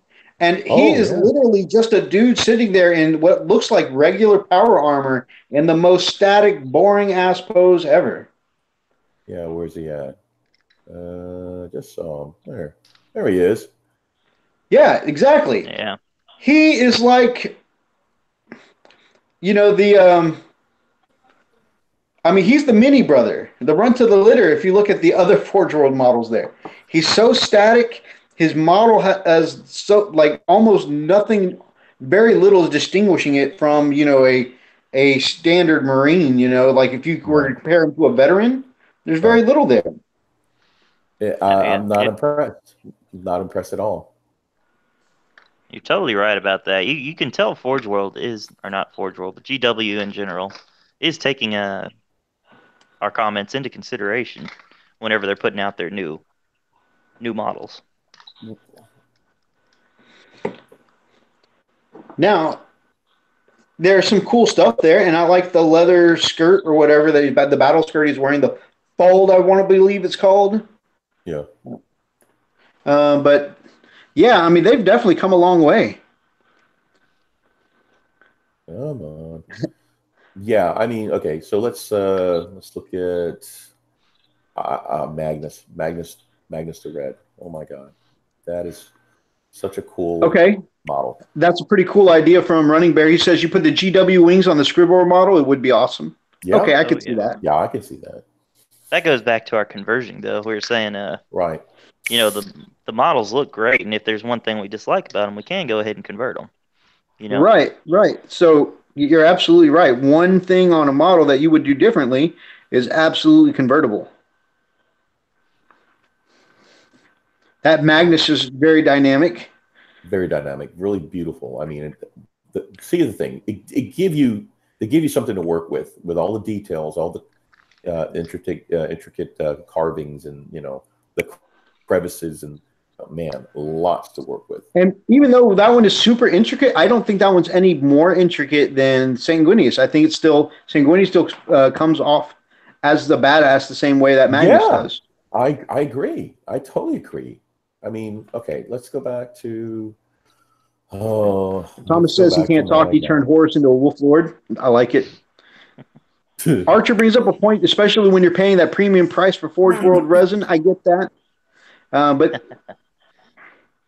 Sebon X Sebon says, my biggest complaint about GW is the lack of models. Why wasn't 30K provided a full line of models in the 1990s? Because nobody was playing in the 1990s, bruh. Why are they so slow? They have only a few printers, and they only do a whole line of stuff at a time. So, you know. Man, let me tell you on that point. I was trying to get some Plague Bears ordered. Man, they were out of stock on GW's website for nearly 6 months. I was Oh, like, man. what? What? It's unreal how long it takes actually GW to get more models printed off. So, so jokes aside, Seven, the real answer is why are they so slow? They left a fortune on the table because they produced nothing. Honestly, there were very few people playing 30K back in the 90s, and GW is a business flat out, and they follow the laws of supply and demand. So when there were very few people playing 30K, they weren't making a lot of it. And back then, they had even fewer 3D printers and all that stuff to design what they have now. I mean, let me rephrase that. There were no 3D printers back then, but their The sculpting resin. methods were even slower back then. And now even though they have digital machines that do that, they still only have so many machines. And they do. It's not just I have this idea, boom, print it. There are test prints, there are resizing, re-imaging, there are changes that are made along the way. We don't Quality get to see control, all behind. that. Yep. Exactly. We don't get to see behind the Wizard of Oz's curtain, but there's always stuff being worked on. And they did an interview where they say sometimes whole design teams are waiting for one of the concept printers so that way they can print their stuff. Because again, it's not just I have this idea, boom, it's a model. It's constantly print testing, resizing, re-imaging, go again. Right. So they covered that in an interview. Running Bear says, "Hey, now I was playing it in the '90s and never lacked for peeps to play with." And that's true. There are niche groups of people that are doing it. But if you look at the numbers of what they were selling and what people were playing and what went on in tournaments, 40K landslide victory over 30K. That's another thing they covered in an interview, and they provided solid stats for it. So if you have something that's making you $10 billion and you got something that's making you, a couple million, you're obviously going to put more money into the thing that's giving you the billions of dollars. Me either, Running Bear. And besides the fact most of the lore for Horus Heresy didn't exist back then, absolutely. And of course, being that the lore was still pretty new back then, it's been re-edited so many times. And right now they have it so that way people who submit lore for the Horus Heresy, it all goes through, a certain department now. It all goes through one so they can try and keep it relatively on the same page. They didn't have that before, so that's why you have some of the earlier Horus Heresy books where they describe the Death Guard in all darkened oily steel because they didn't like any decorations and refused to paint their armor. But then you skip ahead a couple books and all of the Death Guard are wearing the cream colored armor that we know today. So, there's authors who aren't even back on the same page because Horus Heresy was so new back then. Sounds like we are a couple of old long fangs, Thomas. Yep. And don't get me wrong. Even though I'm mentioning how different things are than the early '90s and stuff like that, by no means I definitely have full respect for my long fangs and those of us or those of y'all who have been here in the hobby a long time. I was just merely describing how different things are between now and then. All right, let's move on to our secondary topic. We've talked a lot about the model releases and stuff like that, and so our last big topic for the night is something that we wanted to talk about with Brother Atlas here on the show because we talk a lot about when releases come out and what kind of salt they get. What we do on this show is we mostly bitch about the rules, right? And so, have you guys in the chat ever had your whole play style changed up or dictated or even forced on you by a new rule set? And I know we talked about Atlas embraced the change when Wolves came into the 8th edition and played totally different. He developed a solid play style. Unfortunately, that play style was a lot based on those changes. Will you tell us a little bit about your Space Wolves army before the Codex Hammer knocked the crap out of it? Yeah, brother. So let me tell you, I was watching, Freaks come out of the closet a while back, and it kind of got me on the same thing. he was saying he loved the lore of the Space Wolves, just the drive of the Space Wolves. And I really love the lore of them too. So I went with what really got me excited was the Lone Wolves. Just the aspect of one guy smashing his way through as many people as possible, knowing he's going to die, but he's there just to hammer away with whatever he can. And, like I was saying, I definitely didn't win every game I played. But just the aspect of that, it was always fun seeing one model fight off a ton of them. And I feel like that was where the Space Wolves were originally in the lore wise.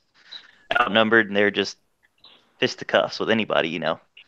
Uh, but And you GW, actually made that work really well. While a lot of people, myself included, struggle to find where are Space Wolves now in this new edition, you didn't really struggle at all. People were like, man, I'm going against Atlas.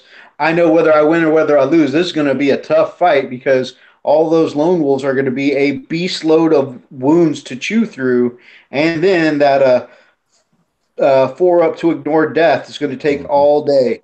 And if you guys, most of you guys I know have never faced Atlas on the battlefield, Atlas can make a 4-up to avoid death, let me tell you. Yeah. I'll be honest with you. I think I had to change my entire defensive strategy after playing him because of that, because of his lone wolves. But after y'all changed it, it definitely nullified it, right? Once that lone wolf drops, if you just move away from him, he becomes null and void. You just outrun him. That 4-inch movement can't do much. Well, And that and yeah, if that's a you good hit him point. with Auspex, right, especially with that.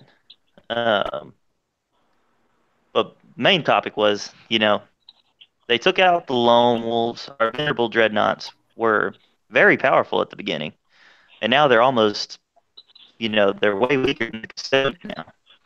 The Custodes just have more wounds, hits on twos, and they dropped our number from attacks back down to the same numbers as the Custodes. Our main units that were, I guess, quote unquote, special are now pretty mainstream across all the Space Wolf chapters. Or not Space Wolf chapters, but, Space Marine chapters. Yep, Wolfen is one of the last things really that um, is super competitive, good, and unique to Space Wolves. Right. And the cavalry, the Wolfen and the cavalry seem like the two main things that we still have that are unique. But really the only thing that's competitive that makes us unique that I feel is pretty much the Wolfen. And you could say the Long Fangs, but the Long Fangs can be easily replaced with as far as other Space Marine chapters go, whether it just be Right, Hellblasters or something else.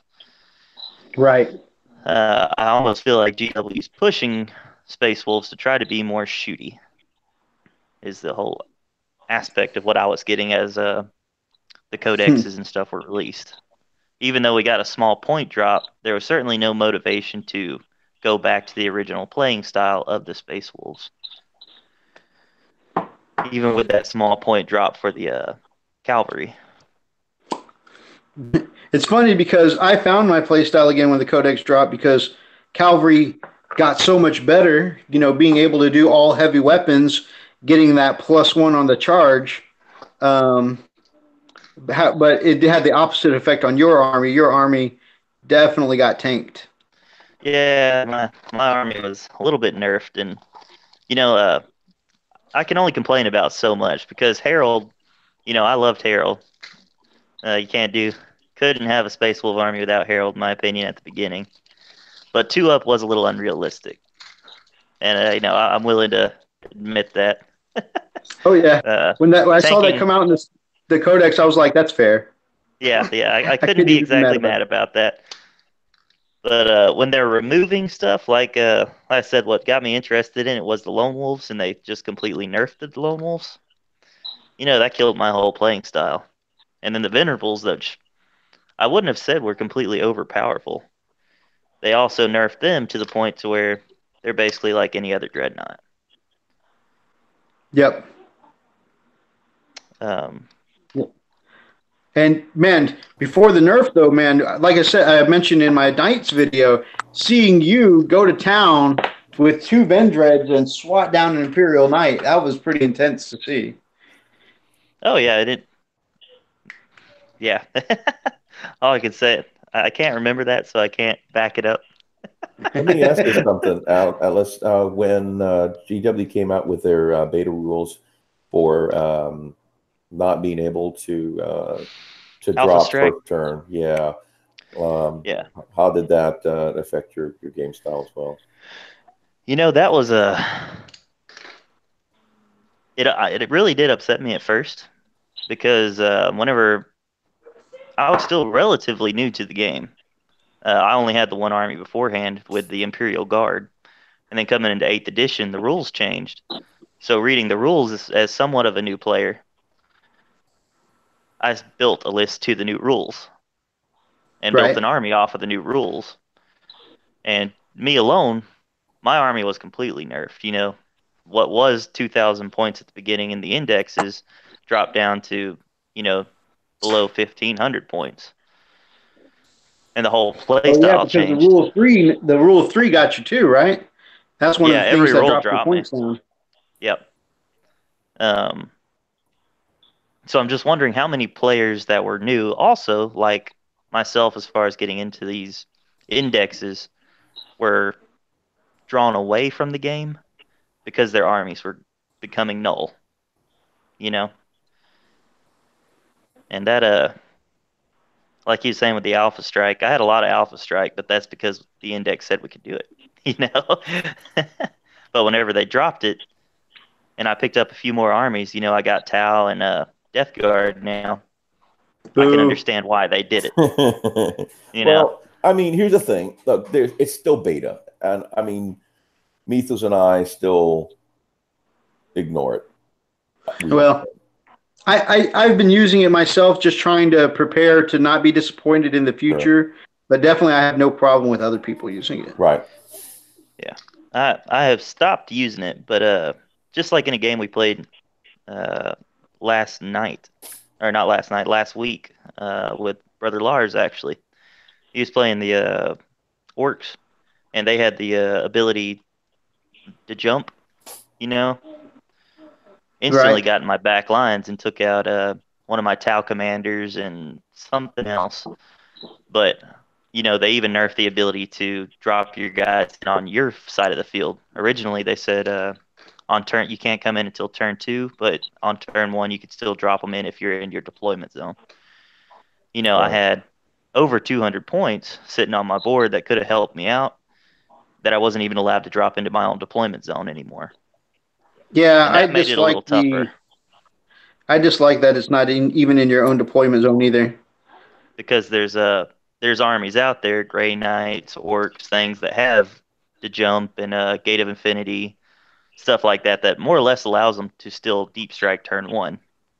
Yep, and the fact that Grey Knights and Orcs can even do it with some of their vehicles and stuff like that, Right. but And that's the only thing that it's makes me feel frustrating. like, why did y'all nerf it for some people and not everybody? You know? What's funny because in our one of the videos that we did, I explained, I asked the question, what incentive do I have as a new Space Wolf player to start the game, to actually start playing Space Wolves? Like I told Mythos, I love the lore. I love how the book describes, all the books in the lore describe the Space Wolves and their majestic, way that they're so gritty, they're so raw, they're so intense, Right. very intense is the word for them. They don't care about public opinion. Everything about them screams independence, and I love that about the Space Wolves. And then to know that they are such a very raw melee army, melee, you know, organization. It's an organism. These guys were just raw. And then Right. seeing how GW portrays them now, it's kind of a disappointment. And don't get me wrong, I'm still going to collect. I'm still going to play them because I like Mythos. I do like the rules. I love it, but they don't really carry the similar semblance of what they would normally would in the lore, if it makes sense. No, I agree. And it feels almost like there's supposed to be this close combat army, but there's armies in the Imperium that do melee better than Space Wolves. Yeah. Unless you bring Wolfen. Hey, I almost Methos. feel like you have to bring Wolfen. I'm sorry, Methos. Don't you have what copy? Do you have a copy of an older Space Wolf Codex? Yes. What version? All of them? Running Bear had a really good idea. He says, "I'd love to see you guys get a hold of the old codex and make armies to see how they changed over the years. So much I miss." Oh, that'd be a cool video. Yeah, that would be very neat. Personally, that would be very educational for me. I believe I have every version of the Space Wolf Codex since they've come out.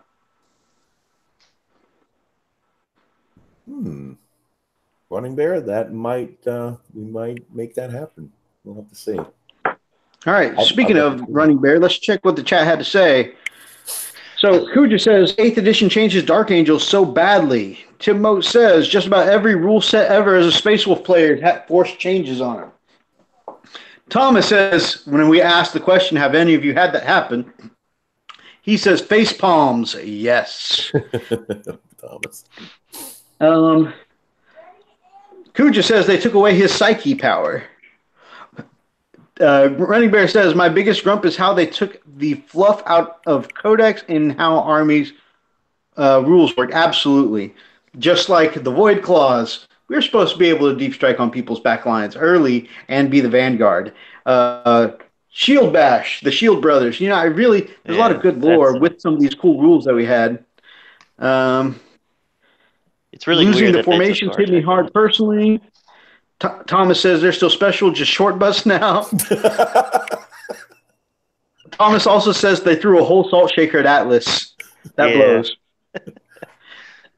Lars says Blood Angels can still do it too. I know! Freaking Blood Angels. It's like, who were the Combat Kings before? Space Wolves? No, fuck those guys. Let's give it to Blood Angels. Exactly. F those guys. That's what I'm saying. It's sad that they took this close combat based army and more or less said no. Double standard. Archer says that, but that's pretty much Grey Knight shtick. Yeah, being elite units and getting into combat, yeah, that is their shtick. But I'm probably just biased. Don't pay any mind, Archer. I mean, you're probably biased too because you play Grey Knights, but I don't know. I think we should both be able to do it, Archer. Okay, let's do it together. Anyways, Roxas says, "Yo, what up, my brother?" And they're limited as far as other options to deploy. You need to show me some rules because I don't really think you're that much more limited than the Wolves.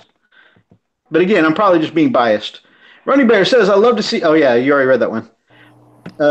Agreed, Running Bear. Thomas. Running Bear says third was the closest to lore in my opinion. Second was fun. Yep. No drop pods. Okay, but have you seen what drop pods do? Right? They don't really do anything in 8th edition. You can put power armor guys in them. That's it. Woo! Power armor guys. Yeah, I completely forgot about drop pods. And you can't even take Primaris. I mean, I don't even use troops anymore. I don't even use regular tacticals anymore, Archer.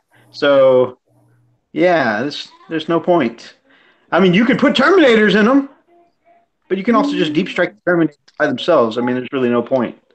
So, I mean, can the drop pod come in turn 1? Yeah, and drop pods still can't come in turn 1 anymore. So kind of defeated the need for them. Yeah, it's useless. All right, so I had my style changed. I used to run a full melee list with nothing but Blood Claws and Rhinos, and Thunder Wolves and Wolfen and Terminators, and it was just move up the board. Oh, and of course some Rune Priests because I loved, and I really wish I could still do this. I really loved Geomancy. Throwing up a piece of terrain, rotating it around, dropping it, and then having my Thunderwolves charge off of it. Man, I had so many great games, especially even like fast moving Eldar and stuff like that. They'd have a giant mountain rotate around on them and have some Thunderwolves charge off on them. Oh, those were good times. Those were good times. Okay, admittedly, Geomancy may have been a little broken, but it was still fun. Especially for people who are doing the Super Friends.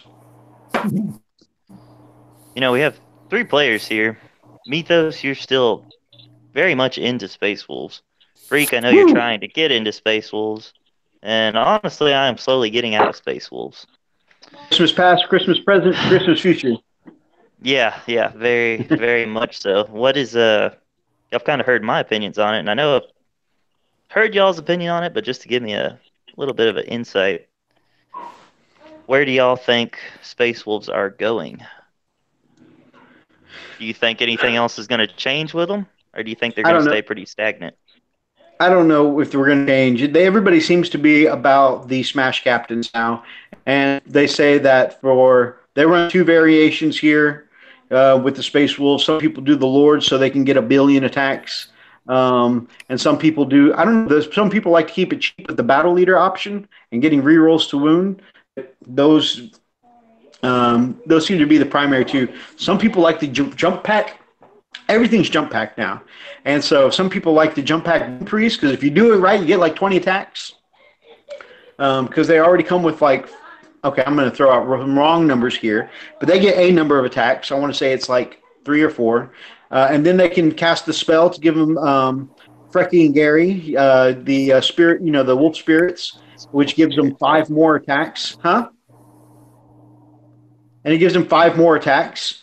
And then they can carry the Wolfenstone as a relic, which gives them another attack, and then they can take the Warlord trait to give them a 10th attack, and then you can spend 3 CP and fight again. So in a way, they can crank out 20 attacks in the same turn. Most of them are going to be about Strength 5, though, so it's really, if you just needed somebody to go in there and blender some Toughness 4 stuff, they'd be great against Orcs or something like that. But I just don't really foresee it being super useful. Like, yeah, I can get 20 attacks, but what am I really killing with a whole lot of Strength 5? I don't know. Right. No, I can understand that. I'm personally hopeful.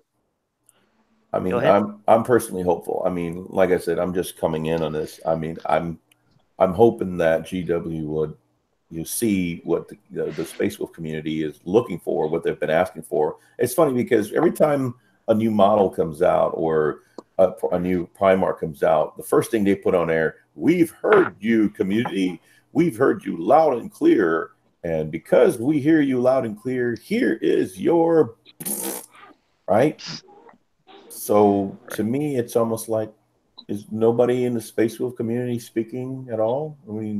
What's going on? It was like, are you going to say something? John, you going to say something? No. Anybody? You guys can be sure that your Wolf Brothers definitely leaving comments about Space Wolf stuff all the time. And I'm sure you're not the only one, So again, No, I'm sure there's a clamor. I'm sure there's some kind of feedback going back to GW, and there's got to be somebody there listening to that, or they're really, really just, what, let's just tone them down. We don't want to hear them. I hate to believe that's what they're doing. I don't want to believe that's what they're doing. And my hope is that we see Russ to come back in 40K. I know. Oh yeah, definitely. It's like, it's still plausible. There's still a chance. And as long as there's still a chance, I still want to really get in and try to be a part of that.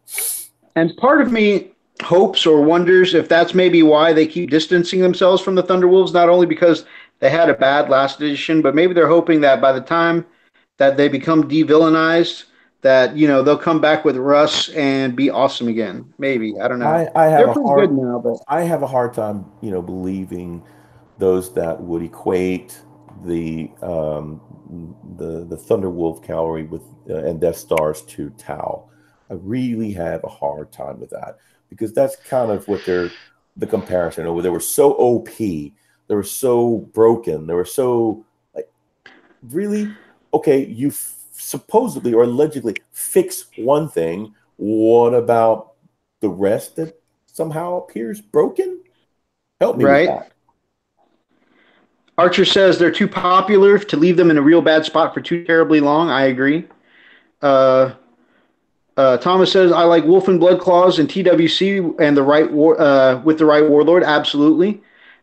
We are paying for 7th edition. We'll get better in 9th. I agree. I say the same thing, Tim. I always feel like there must be somebody on the rules writing team that personally got their balls kicked by some Thunderwolf Cavalry in a Super Friends list and piss somebody off that makes the rules. So we're definitely paying for that now. I've seen mixed views on the Wolves in the community, and some just stopped using. And I've actually watched a couple of ITC channels, and yeah, if we start going up to like actually competitive stuff, anybody doing ITC stuff with Space Wolves right now, most of them are getting stomped. Honestly, we're definitely not in a super competitive place right now. Where do I see us now? I told you where I see us from the community standpoint. Me, I'm definitely going to keep playing the Thunder Wolves. I love the Thunder Wolves. You guys see, I'm painting up. Like by the time I get all my special characters and stuff like that done, and the ones I already have from like Edict Beer and stuff like that, I'm going to own 12 Thunderwolves, all painted up and ready to go here soon. And so I'm definitely going to continue playing them, and I'm going to run some like almost full Thunderwolf lists, just because I'm going to keep doing what satisfies my play style. Now I am, because we're doing a Knights battle, running a Shooty Wolves list right now for tomorrow. But that's just because I want to help take out an Imperial Knight before it blasts me off the table. And I had to go that way because, as we've all discussed, shooting is much stronger in Melee than Melee right now, as far as the tabletop goes. So I just want to make sure that it's not just going to utterly destroy me tomorrow. As Longfane, this isn't the first time we got nerfed, and won't be the last, but we get loved too. That's true. That's true. That's the other problem I have with Space Wolves is it seems like whenever other people get love, sometimes they just kind of make sure the Space Wolves don't. For Yeah. example, that shield thing I think y'all talked about in the last episode. Yep, you are absolutely right, my man. It seems like they're making it a point to make sure that the Space Wolves aren't getting it what everyone else is getting. Oh yeah. Oh yeah. Everybody gets free shields but you. Yeah, we definitely didn't appreciate that. And then something like the Custodes, brand new. It's like shield. It's not even a shield bash, but it's an option for them. Yep. Man, I feel like freaking Space Wolves invented the shield bash. Right? It's just, I don't know. It's strange. So I'm glad we brought it up, because I'm glad to feel like I felt like, kind of I don't know, personally kicked by having the Space Wolves, having our whole style changed multiple times. But I'm glad to see that well, I'm not saying I'm glad to see other people are struggling with it too, but I'm glad that others have gone through this as well, and that there's some hope for it to get back to where it was. And got to think about it. I mean, there was a time where Eldar didn't get some love too, and now they're like top tier all the time. Right. Tau as well. Tau are still very powerful. Don't get me wrong, but in 7th now edition, that they it got seems almost like a 50% reduction. Oh my god. Yep. Lars says TWC are really the iconic unit for Space Wolves, so I don't see them getting rid of them. Primaris Space Wolves, dude, I would love that. Give me some Primaris Wolves right now. Yeah, that would be a pretty intense model. Well, guys, I think this was a great conversation. We're actually almost half an hour into the time that of TMP's live show. I am so sorry time got away from me. Any closing statements from either of you, amazing gentlemen? No, it was a good. I'll let it go. It's definitely a good show, man. I think we covered a lot of good points. We got a lot of cool stuff coming out. I really love the Custodes, Custodes, Custodes are going to be amazing. The Custodes are amazing. I really want to paint a Sanguinius at some point. I'm going to want some Custodes on the table for sure. And we actually have been talking about maybe doing a series where Freak and I each get a little bit of the custodes and, maybe a small force of that. Yeah. So you'll get to see our joint paint jobs on them. Yeah, the custodian models were absolutely amazing. I think They're amazing. who was it, Shroud, that plays in our group? Yep. Shaw's been running custodes for a while. It'd be really cool to have his input on it, see what he thinks about them. Yeah, although I think he hasn't played since the last time we played together. Poor guy, you guys know life gets in the way, and that man has been working hard. Yeah, yes. I haven't seen him in a long time. Yeah. All right, last catch up of the chat. Kuja says, "What is the main thing wolves are really known for? Example: Dark Angels are known for plasma fists with the bolter. Space wolves have that with the thunder wolves, but it doesn't seem unique enough. I mean, frost weapons, Viking motif, whatever you want to say. That's really our bag, is getting in there in combat and messing some stuff up. They're gorgeous and a joy to paint. Awesome. I definitely want to get into some of that custody action. All right, guys. Again, much apologies to over the TMP, but they are up and running tonight. So please go check out the TMP. Check out their live show right now. And if you haven't hit that like button yet, then grab up an axe and smash that like button in the name of the Emperor. And of course, if you are not yet subscribed to the channel, then Freak, our frequent guest on the show, Atlas, and I would all love to have you as part of the pack here on the Frost and Fist. Until next time, guys, stay frosty. Stay frosty.